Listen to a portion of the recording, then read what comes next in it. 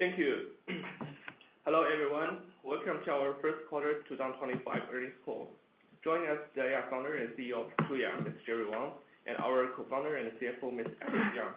The first quarter 2025 financial results and the webcast of this conference call are available at ir.tuya.com. A replay of this call will also be available on our website in a few hours.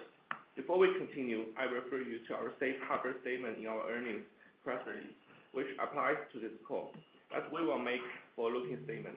With that, I will now turn the call to our founder and CEO, Mr. Jerry Wang. Jerry will deliver his remarks in Chinese, which will be followed by corresponding English translation. Jerry, please. 大家好，感谢大家参加图亚2025年第一季度业绩电话会议。Hello everyone, thank you for joining Tuya's earnings call for the first quarter of 2025. 本季度我们在去年 Q1 增长的高基数的基础上，实现了约21%的收入同比增长，且毛利率保持稳健。同时，稳定的团队结构和组织管理模式支撑了良好的经营杠杆，叠加历史股权激励会计费用包袱的持续减少，使我们在传统淡季取得了创纪录的 GAAP 净利润。净利率达到了约15%，展现出显著的进步。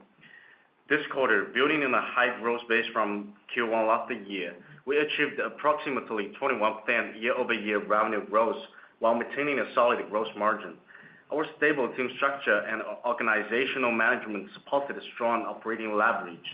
Coupled with the continued declining historical share-based compensation expenses, we achieved a record GAAP net profit in what is traditionally an off-season, with a net profit margin of around 15%, a significant improvement. 开年以来，从 AI 科技的加速演进到地缘政治影响下的贸易波动，宏观环境如同过山车，智能消费电子赛道以及上下游供应链的周期受到极大挑战。部分挑战我们可以通过自身的调节来应对，部分则需整个行业共同面对。在这样的背景下，我们更需要坚定的战略方向，发挥自身独特的价值，穿越不确定性，迎接新格局。Since the beginning of the year, the macro environment has been like a roller coaster. From the rapid advancement of AI technology to trade fluctuations under geopolitical pressures, the smart consumer electronics sector and its upstream and downstream supply chains have faced immense challenges. Some of these we can manage through internal adjustments, while others require an industry-wide response. In such a context, it's even more critical for us to stay the course strategically and leverage our unique value to navigate uncertainties and embrace a new landscape. 去年推出图亚的 AI Agent 开发平台后，我们在一季度继续推动从云端到设备端的 AI 能力建设，涵盖各类 AI Agent 及 Smart Solution。4月23日，我们举办了2025年首场全球开发者大会，发布4款 AIoT 开发引擎及多项 AI 硬件产品解决方案，支持全球开发者和合作伙伴实现 AI 产品的落地与商业化。大会吸引了超过2700名现场观众，包括来自欧洲、拉美、南美、亚太等客户的积极参与，反响热烈。我们坚信图亚独特的平台模式不仅有助于 AI 与智能硬件的深度融合，也将持续驱动行业智能化渗透率的提升。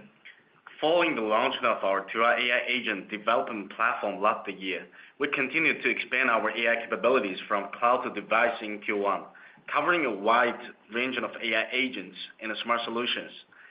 On April 23rd, we hosted our first global developer conference of 2025, unveiling 4 AIoT development engines and a series of AI hardware solutions to support global developers and partners in commercializing AI-powered products. The conference attracted over 2,700 on-site attendees, including enthusiastic participations from customers across Europe, Latin America, South Africa, and Asia Pacific. We firmly believe that Tuya's unique platform model not only facilitates the deep integration of AI and smart hardware, but also drives continuous improvement in industry-wide intelligence adoption. 运营上，我们将继续保持组织高效运作，在外部存在不确定性的动荡环境中，为产业和技术提供良好的发展环境，并同时守好经营成本，以尽最大的努力实现经营利润和股东回报。Operationally, we will maintain efficient organizational execution, safeguard a favorable environment for R&D and technology development amid external uncertainties, and remain disciplined in managing costs to maximize operating profits and shareholder returns. 接下来，更多的财务内容与业务动向由主要联合创始人兼 CFO Alex 直接与大家分享。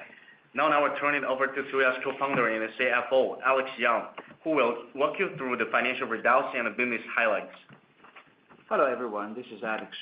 Please note that all the figures I mentioned below is in US dollars and all the comparison on a year-over-year based.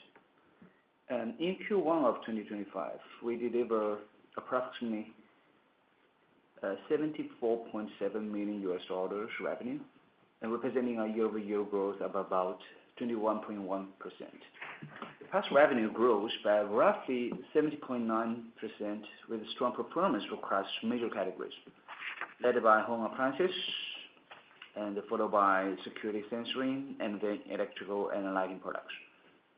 SaaS and others generated about $10 million revenue, growing approximately 15.5% year-over-year, primarily driven by the steady growth of in device-related SaaS value-added services.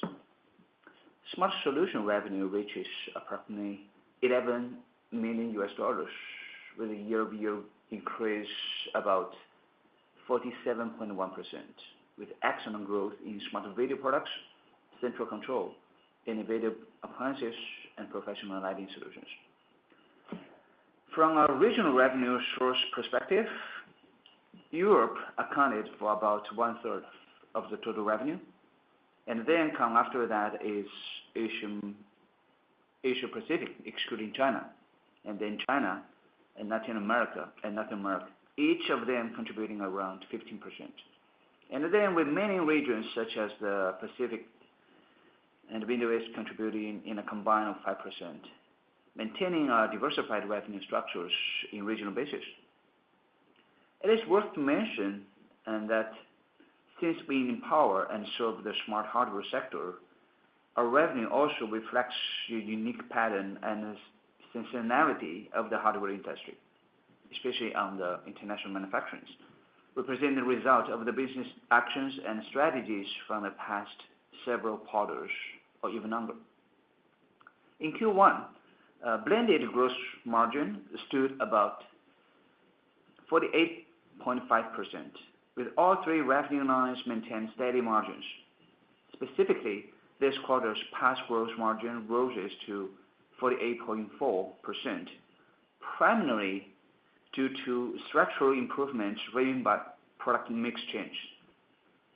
Smart Solution and SaaS had gross margin of 25.7% and 74.4%, continuing to demonstrate the value proposition related through software and technology. In the meantime, our net operation expenses for this quarter were $37.7 million, a nearly 18% decrease from the same period last year, primarily benefiting from a substantial reduction in share-based compensation expenses, a trend that is expected to continue. Excluding equity incentive and other non-operational business factors, our non-GAAP net operation expenses were $29.4 million, down 2% year-over-year. The vast majority of our operation expenses are related to product development and technical teams. Thanks to the groundwork led during our AI transformation since 2023, we have completed the foundational AI product development and service system, while maintaining a good discipline in ongoing development. Those structural improvements directly drive the release of operating average, enabling us to achieve over $11 million in GAAP net profit in Q1, more than double that of last year's full year. Non-GAAP net profit reaches $19.3 million, a nearly 60% year-over-year increase, with a non-GAAP net profit margin of 25.8%. This metrics provides strong support of the company's future business operation, capital expenditures, and shareholder returns. So that includes a brief overview of Q1 financial performance. And also in Q1 is a typical off-season for the industry we serve. So we usually focus our efforts on exploring ideas, opportunities across our product lines. And then next, I'll talk about some key moves that we made in our business over the past few months. As we anticipated at the beginning of this year, 2025 marks as a structural transformation year for the entire industry to embrace AI. So AI is penetrating various industries at decent speed. And for Tuya and the smart sector, this presents a clear window of strategic opportunity for the future. Although the physical nature of hardware devices means that the commercialization of AI capability on devices is gradually a long-term process. Technical and product reserves in software can take the lead, and then that is precisely our strategy. So first, we are committed to foundationalizing and generalizing the AI capability needed in the smart era to solve the end users' problems and issues. This allows developers to select whatever they needed based on their commercial goals and product designs, thereby promoting the AI adoption. So focus on 4 core areas. So large language model integration, hardware development, edge deployment, and open source ecosystems. We released our 4 core engines at the end of April developer conference globally. The Tuya AI agent development platform, and the Tuya.ai, Tuya Open, and Hedwig.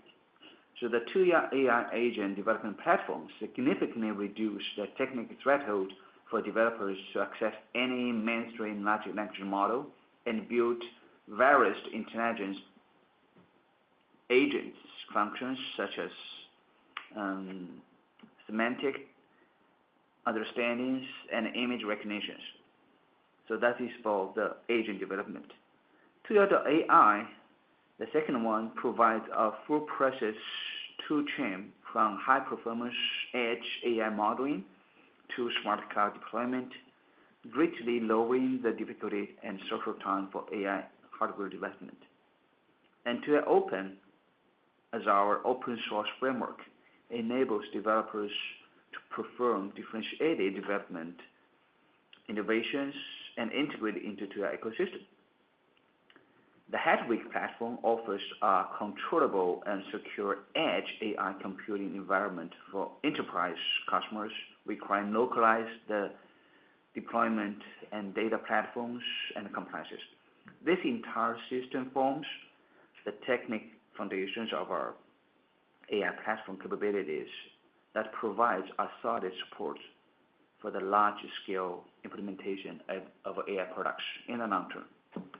At the same time, we're increasing investment in the developer ecosystem around Tuya OS, Tuya Open, and the T5 AI development board. Initially, establishing a content plus tools plus community trial frameworks for the developers.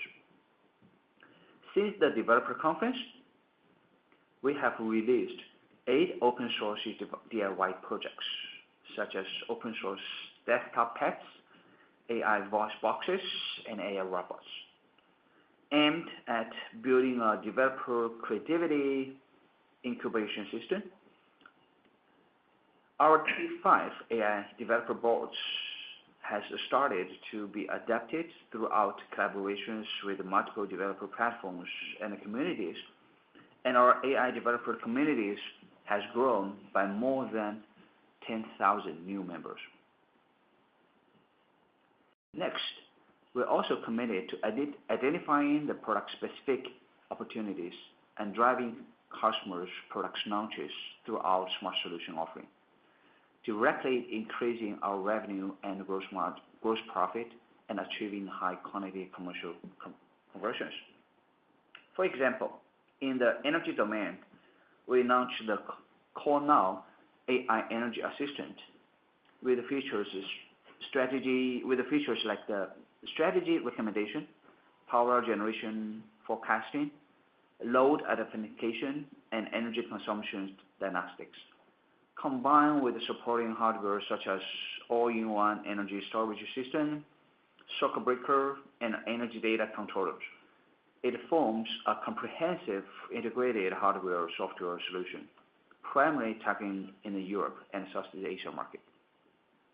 In video-related AI products, we continue to advance the AI capability of smart screens and video devices, focusing on models for detecting objectives, vehicles, birds, and flames, combined with the sound recognitions and anomaly detections to build integrated hardware and software general production solutions that covers basic home safety needs and extended to semi-commercial scenarios like hotels and real estate. In the meantime, we're also actively promoting external ecosystem collaborations to amplify the enable efforts of the AI platform. For example, in Q1, we partnered with Volcano Engines under ByteDance to integrate with the Doubao large language model into Tuya AI agent development platform, further enhancing the multi-modeling understanding and the interaction capabilities of our AI agents. In addition, we are collaborating commercially with leading players in retail and maternal infants industries to join developing smart hardware such as AI wearables and home robots, advancing the application of AI in children and family scenarios. Collaborations with upstream and downstream partners will further enrich our capabilities and ecosystem scope, strengthen Tuya's strategies depth in the smart hardware sector that creates expandingly projects that global developers and customers can refer and replicate.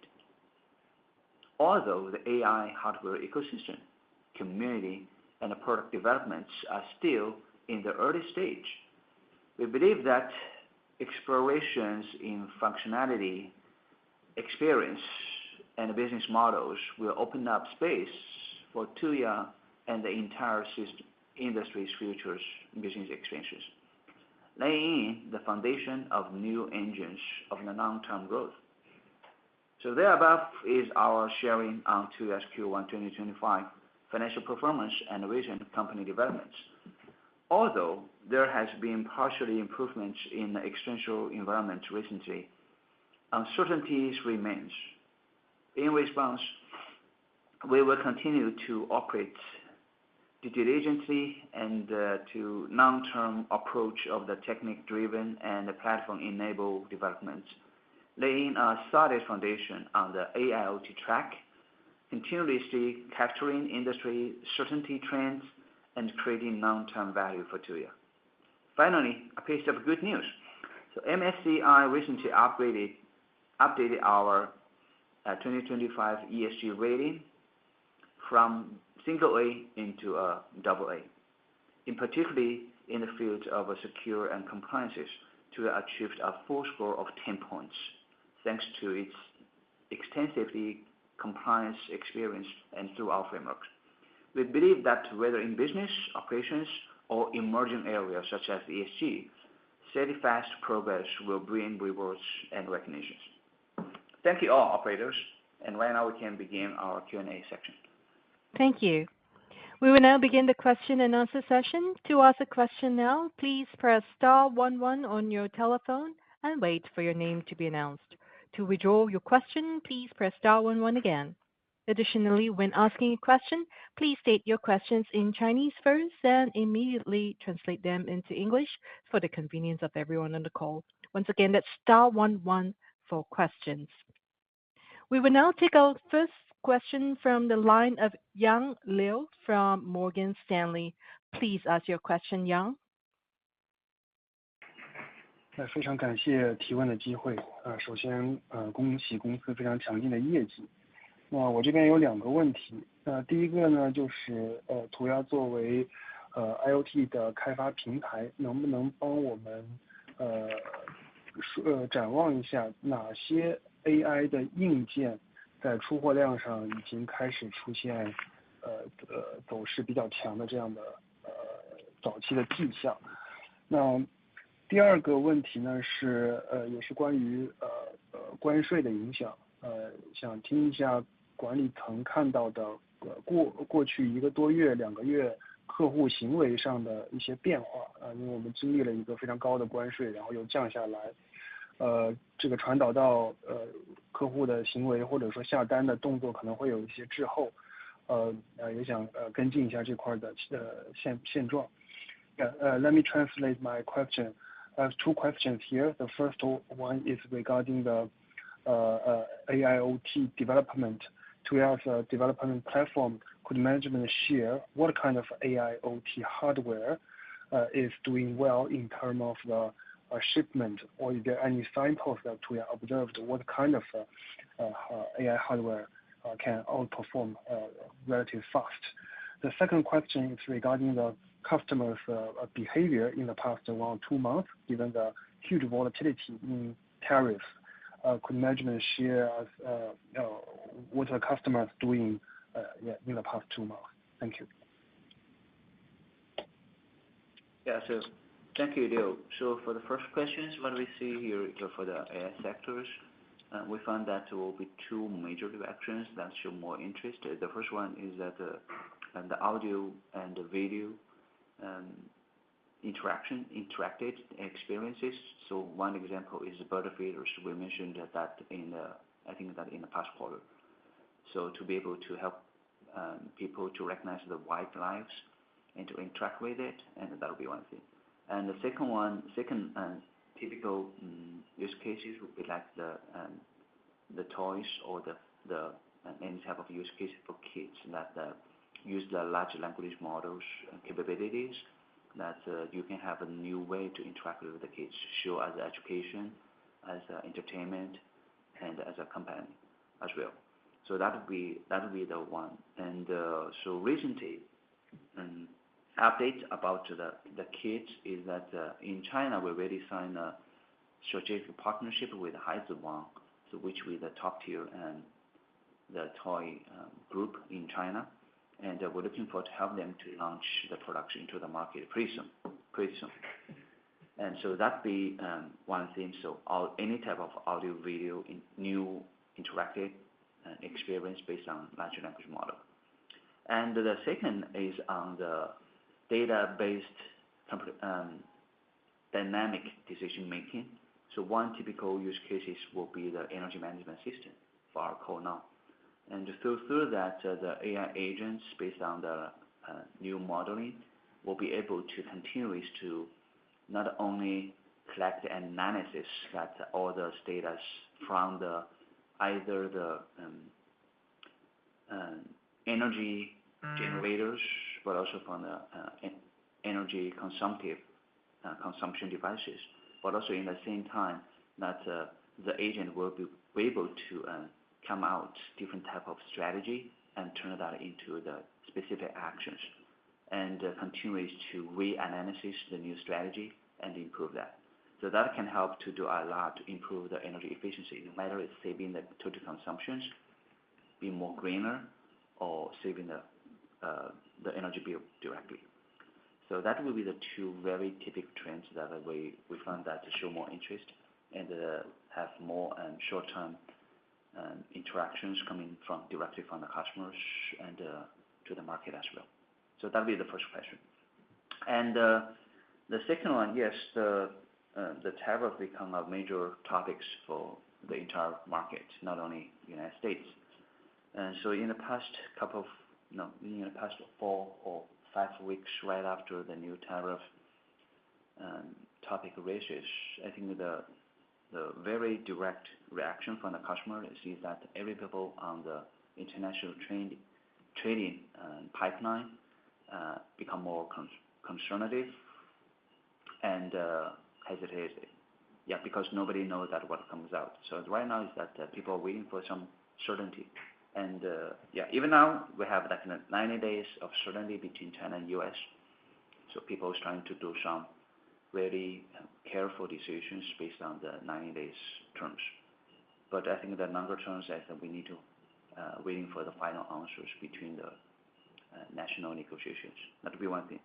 But I have to mention that for the short time, every people are slowing down or become more conscious about any proactive or aggressive decisions.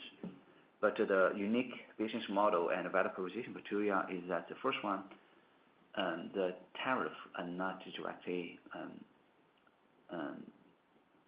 acted on us, because what we deliver will be a portion or key component and technology, especially the software of the finished goods. So the tariffs are more directly related to my customers, either my brand customers or my manufacturer customers. So that'll be one thing. So we are like the indirectly connected. And the second one is that, and so for us, in the past couple of years, what we have been doing is we just follow the flow that if there's the trend that the entire global economy are relocalizing the manufacturing supply chain, we just follow the customers to do that. So not have to be stick to one or some specific manufacturers in specific locations. So right now, the manufacturers we already cover over 11 countries out there. That'll be the second one. And the third one is that so the tariffs are majorly focused on the finished goods, and the Tuya is only portion of the cost of that goods. So that would be that one. But for the tariffs, we're more for us that we'll pay more attention on the macro impact. So starting from the buying forces demand impact on the U.S. market, so whether that will bring into the retail price raising and to lower the buying forces for the end user of the American fellows, and also that whether that kind of single nation economy impact gonna be bring a wider multinational, like the macro economy slowing down or recessions. So I think that would be the more long term. Got it. Thank you. Thank you. As a reminder, to ask a question now, please press star 11 on your telephone. We will now take our next question from the line of Timothy Zhao from Goldman Sachs. Please ask your question, Timothy. 好的，感谢管理层给我这个提问的机会，也恭喜公司非常强劲的一季度的业绩。那我这边有2条问题想要请教管理层。第一条还是关于 AI 的，那想要请教一下，如果我们从一个比较大的这个货币化的一个角度去考虑的话，公司计划从哪些方面去货币化 AI 带来的这些机会？那我们看到 AIoT 这部分的产品和服务的定价方式和传统的我们 IoT 的 PaaS 的定价方式和成本有哪些不同？那第二个问题是关于我们的全年的收入和利润的展望。那请管理层分享一下我们对2季度以及全年的收入和利润现在是如何看待的。那我们看到 IoT PaaS 的毛利率在一个比较稳定的向上的一个趋势，那这个趋势是否会进一步的在2025年的下半年我们还可以继续看到？那我很快翻译一下。Thank you, management, for taking my question, and congrats on the very strong quarterly results. Two questions here. The first question is on the AI monetization. Wondering how or in which area that Tuya would like to plan to monetize the opportunities bring by AI, and what is the difference in terms of the pricing model and cost between the new AloT product and services versus the traditional IoT PaaS services that you provide? And secondly is on your full year and second quarter outlook on revenue and profitability. Could management share any color? And specifically on the IoT PaaS segment, we have seen very steady upward trend in gross margin of this segment. Could management provide an outlook for this segment as well? Thank you. Yeah, thank you. I think that for the first question, it's a good one. That's all my customers been asking, at the end of last year. So what Tuya offering for the AI capabilities to the customers, that we seamlessly integrate the AI capability into my existing 3 business models. So I still offer that as a PaaS, SaaS, or as a solution. So for the customers, will be very, very friendly, that they don't have to be educated for a new type of business model and how can mix that with their existing one. So it's like a seamless transition. And for the AI income that even I offer as a, maybe it's AI empowered new PaaS or AI new SaaS, that we will consider some of the repricing. Some example is that recently we offered for the audio interactive AI based on the LLMs, that so the PaaS pricing will be different than my regular PaaS in the same categories. So that'll be one. So we can looking for that either we use the seamless AI offering to speed up the penetrating of the entire smart devices penetration in the global market, or we use that to repricing some of the offerings. So that'll be one thing. And so also that will be very easy to continue to enlarge our partnership with the upstream providers, because right now the major, like the large language model are providing through the major cloud guy. So this is the same way like how we cooperate with them on the cloud infrastructures. Right now we cooperate with them in the same model with a large language model. So that'll be the first answer for the first question. And on the second one, yes, that's combined with a tariff. It's even we don't involve in the international supply chain or trading business directly, but we are very deeply integrated into that part. We are a core part of that. So the tariffs indeed bring the short-term bumping about the demand cycle. So like I described that very typically in the major weeks of April, that for all those kind of order shipments to United States, and a lot of people, most people put a pause button on that and wait and see until that the two countries make agreement. So we'll see that this will tariff topics globally, majorly from China and US, but also side impact into the Southeast Asia and Mexico and parts of Europe as well. So that type of tariff topics will bring a bumping ride, and in the short term, maybe in a quarter or two. It depends on that how soon that we can make agreement and provide the certainty for the commercial, for the commerce world, right?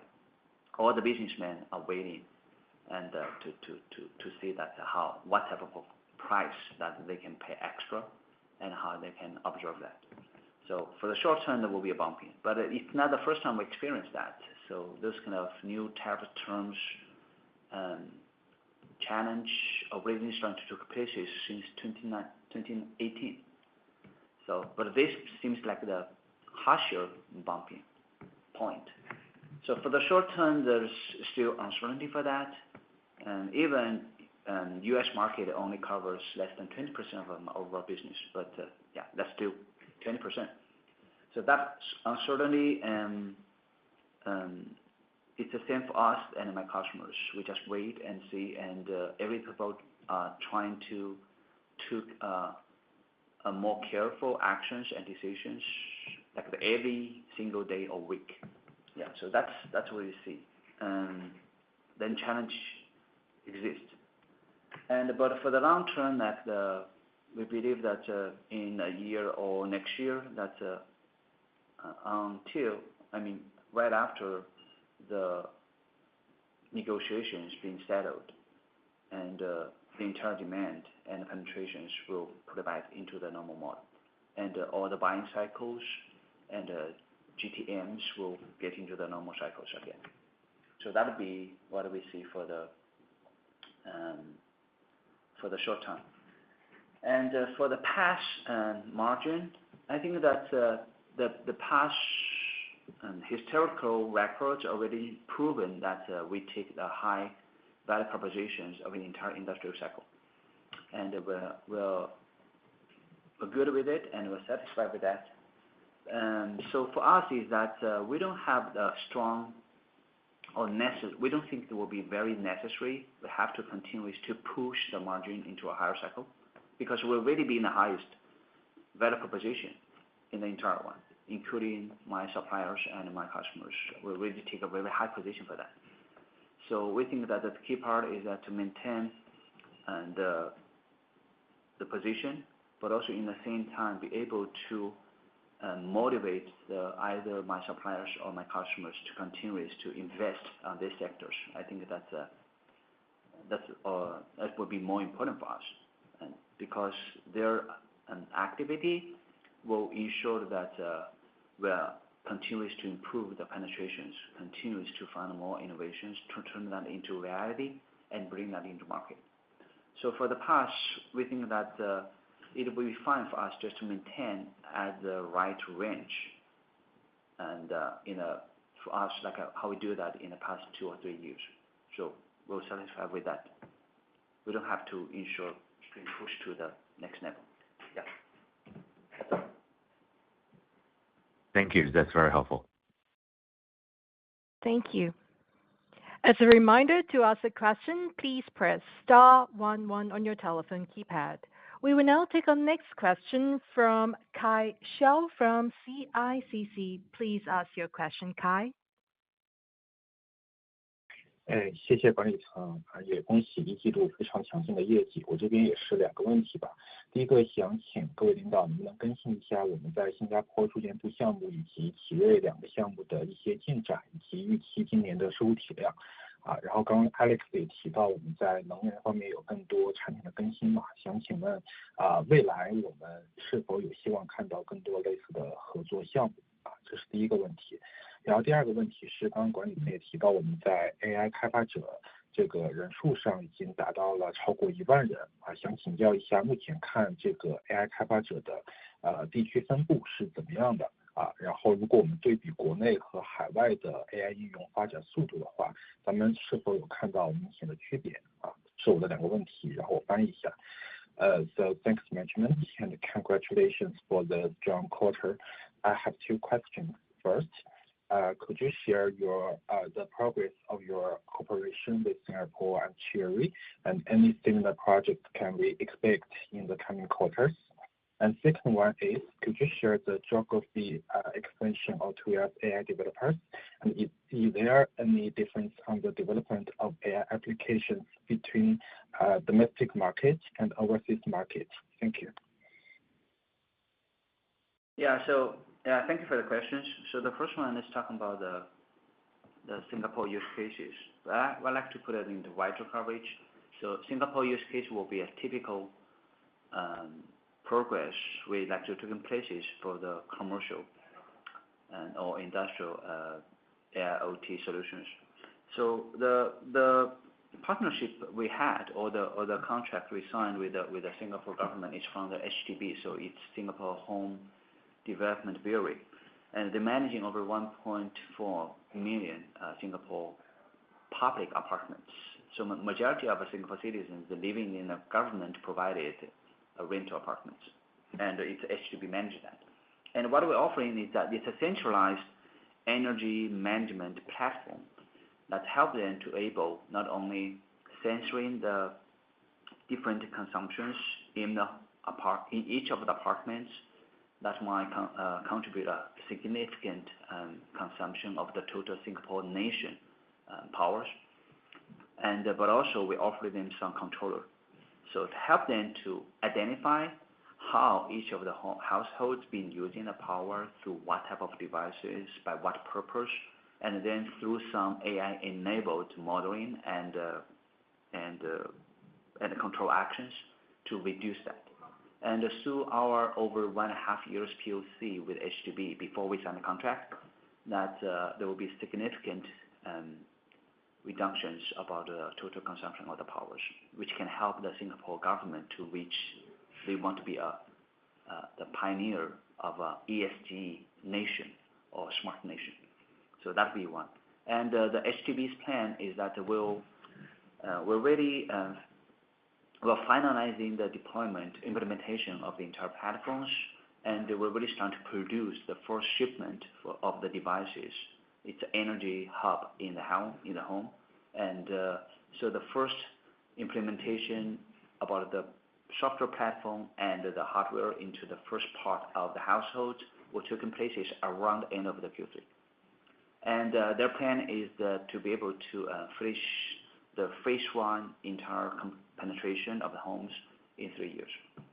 Yeah, so that'll be one stuff, and we are very excited about it because that will show that not only providing our DIY devices to penetrating homes improvement through those kind of decentralized devices, but we should be able to provide centralized solutions through the right channels like HDBs to help entire regional end users to improve their lives.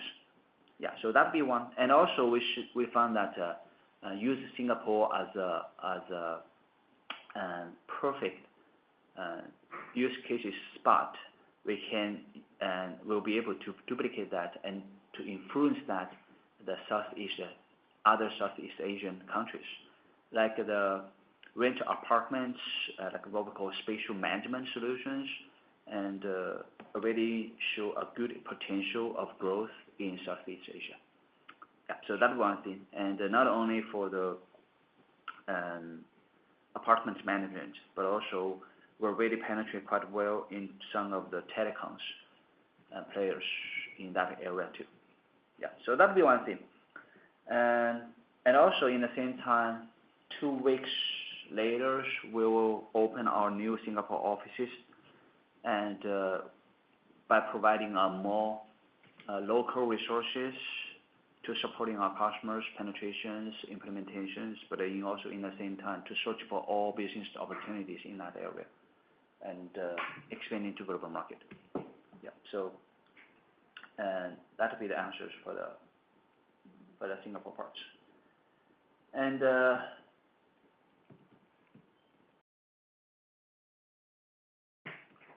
yeah, so that's it for that. And then for the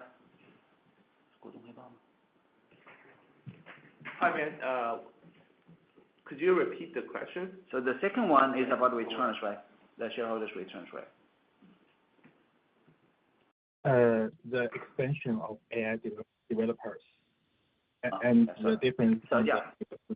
So the AI developers, what we hear is that I think it's just started. I think right after the DeepSeek expansion in January, and so the first one is that we found majority of my customers and developers are reaching out back to us to asking about all the AI capability offering, because in the past,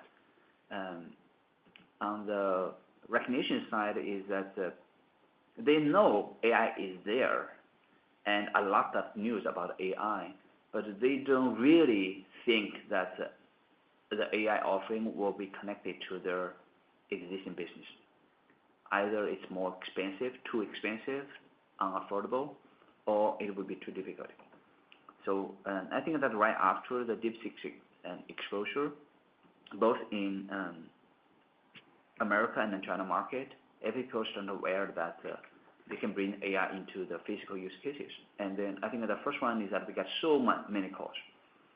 And then we use that time windows to either launch our new platform, the AI agent development platform, but also to hold our to launch that at our developer conference. So that bring a very positive and very active feedback. And so right now the AI developer penetration is that we're trying to educate those customers who call us, and by telling them what capabilities out there in the platform and how they can develop upon those capabilities to turn that into the real devices use cases. It's more like the educating period. And right now we see that the demand comes from the global market. So majority of my major or key customers, either from Europe, from America, from Latin America and Southeast Asia. So they are those customers have very strong retailing channels or have very strong brands who can do quite well about the end users educations and marketing. So those customers will be the major cost, and on the demanding side.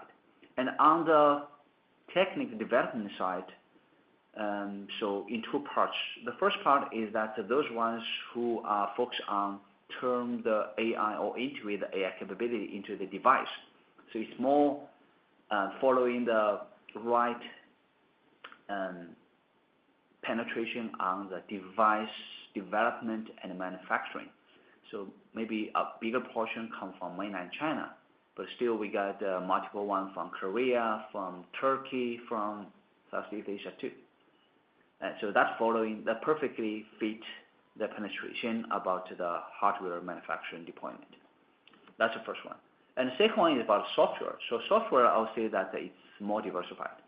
And either it's through different type of software innovators through the MCP protocols, and more come from the mobile internet developer ecosystem, and also the cloud-based developers and who come through the cloud infrastructures into us.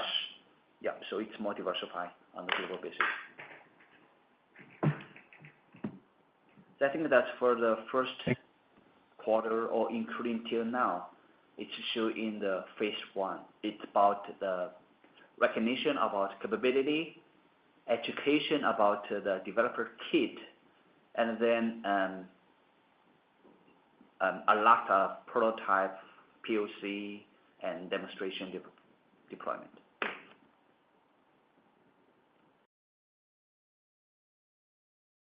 All right. Thank you. We will now take our next question from the line of John Roy from Water Tower Research. Please ask your question, John. Yeah, I have a slightly different question. I was wondering if you could give us any insight into how you're using AI internally, internal processes, documents, code development, et cetera, and if that can really possibly increase margins and decrease costs going forward. Thank you. Yeah, thank you, John. So I think every single department within the company originally is trying to using different type of AI tools. I can take some of the examples, right? Like for marketing team, right now that the majority of all the marketing resources we use are generated through AI. So we don't require a lot of labor-based designer to do that, and including our operation team to do all those kind of online training, webinars. I think a big portion of the webinar contents are generated through AI too. And also we have our TikTok live view to the end users. The AI helps a lot too. And that's the marketing side. And including the legal and human resources side, we're using AI to help us to either to do the research and review on the candidate's resume, and with the key keywords that we identify, and also to help us to double check with all those standardized contracts that come directly from the customer side to see that whether there's any modifications, etc. So use that to improve the efficiency about the internal processing of the either the HR and the legal process. So that'll be one thing. And another use case is about the development for sure. That we're using AI toolkit, different UI kits to do the project management and analyzing about the progress of the development and the coding, double checking, debugging, presetting, and maintenance of the cloud infrastructure. So what we call the auto patterning on the maintenance of the cloud services as well. Yeah, so that would be typical things. We believe that in the future, like we mentioned, not only providing the AI capability to help the customers to build more commercialized or a higher ROI